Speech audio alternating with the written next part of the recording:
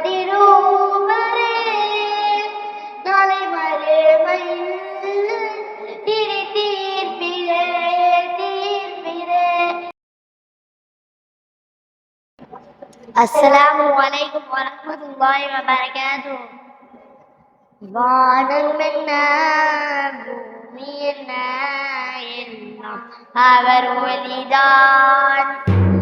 ஏழு கடல் எட்டு திசை எல்லாம் அவர் ஒளிதான்.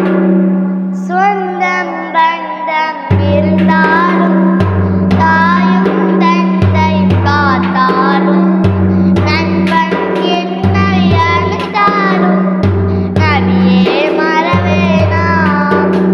பறவை இனமாய் நானானால் ரோஜா பூக்கள் எடுத்து சென்று நபிகள் நடக்கும் பாதையெல்லாம் பாடிய தூவிடுவேன்.